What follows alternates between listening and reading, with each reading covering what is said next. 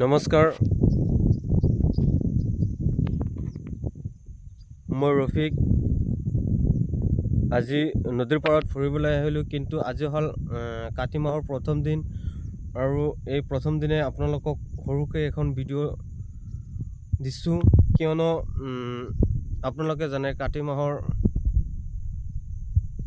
প্ৰথম দিনটো আমি সকলোৱে ধুমধামেৰে পালন কৰোঁ। আৰু এইবুলিও কাতি মাহৰ প্ৰথম দিনাই চাওক, প্ৰাকৃতিৰ যিটো আনন্দ, যিটো ফূৰ্তি, সেইটো সম্পূৰ্ণৰূপে পৰিস্ফুট হৈছে। কিয়নো আজি আমি ৰাতিপুৱাই আহি দেখোঁ যে নদীৰ পাৰত নিয়ৰেৰে ভৰি পৰিছে।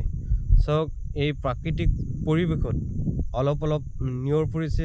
নিয়ৰে যেনেকৈ এই প্ৰাকৃতিক পৰিৱেশক আঁকোৱালি লৈছে, আৱৰি ধৰিছে, ঠিক সেইদৰে আমিও যাতে প্ৰতিজন ব্যক্তিয়ে এজনে আনজনক আঁকোৱালি লৈ মিলা প্ৰীতিৰে জীয়াই থকালৈকে যাতে জীৱনটো নিৰ্বাহ কৰিব পাৰোঁ, তাৰ কাৰণে সকলোকে আমি আহ্বান জনাইছোঁ।